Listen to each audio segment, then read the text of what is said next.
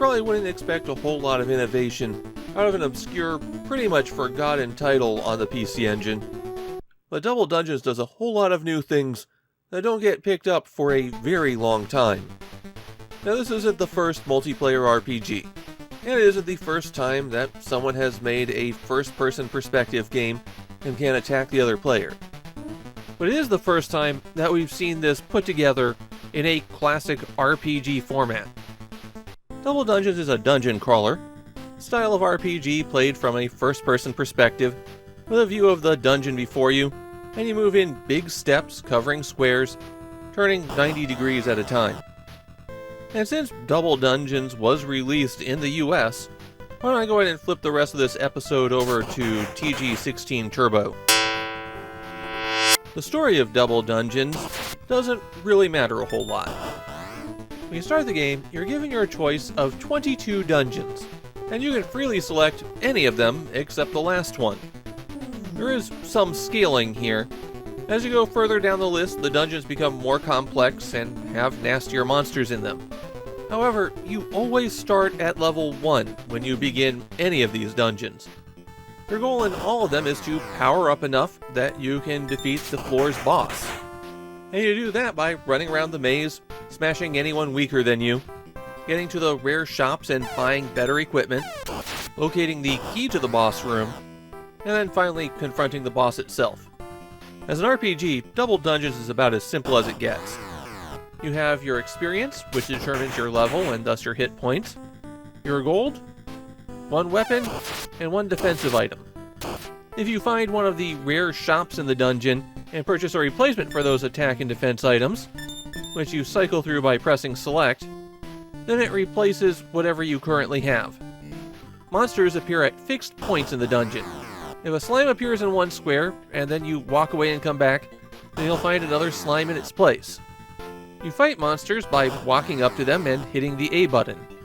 After you attack, they'll counterattack, though if you sit there a while and wait, they'll just attack you anyways.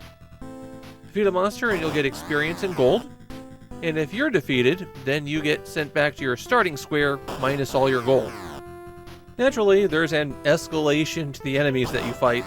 Initially, you'll only be able to take out slimes and bees, but as you level up and get better equipment, then you'll start being able to push through the nastier enemies.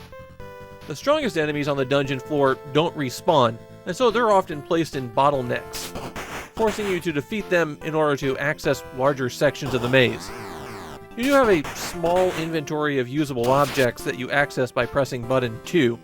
Most of these will be health recovery items, but this is also where you can find the key and your magic.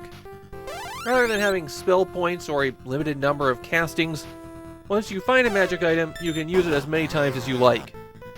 Besides the shops and boss room, there's one other door that you can find in the dungeons, and these have inns where you can spend 100 gold to stay the night and recover all of your health.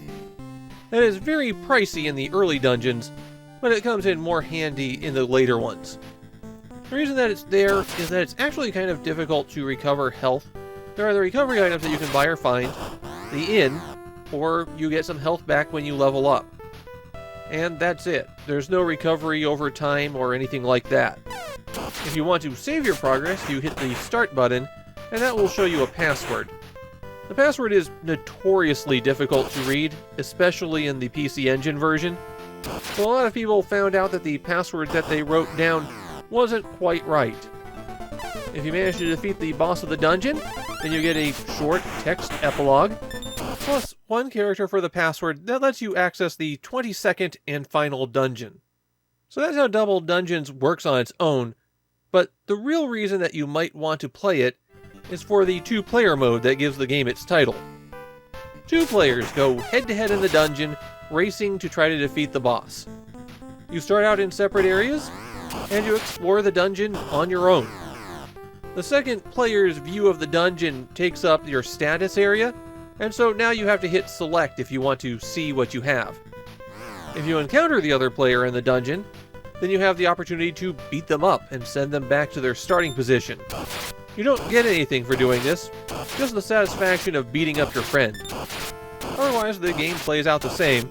You're still trying to beat the dungeon boss, and whoever gets there first just gets to beat the dungeon boss. Double Dungeons isn't especially well regarded in Japan.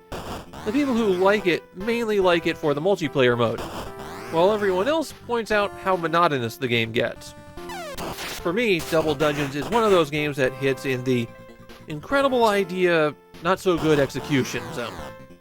The very few console games that precede this that could be called multiplayer RPGs are much more action-driven. Double Dungeons looks and plays like a standard RPG. Unfortunately, it's also a really shallow RPG. There's no way to personalize your character besides naming them. The sense of progression is very limited, and there really isn't anything to do except walk around corridors.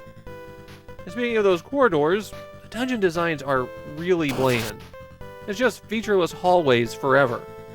I don't know if the lack of rooms is a consequence of the engine, or if they were just very unimaginative with their game design. But it means that there's no useful features to guide you. The closest thing to landmarks you get are the monsters. And even though the multiplayer is the key feature of the game, players can't really interact except by hitting each other. And then there's the graphics. As fast and smooth as that dungeon movement is, between that and the really severe flashing effects when you're in combat, I was getting a headache while playing this. Basically, I found Double Dungeons to be an interesting first attempt, but not something I could have done for 22 dungeons. It kind of makes me wish that they had made a sequel, since maybe with a second pass they could have gotten everything right.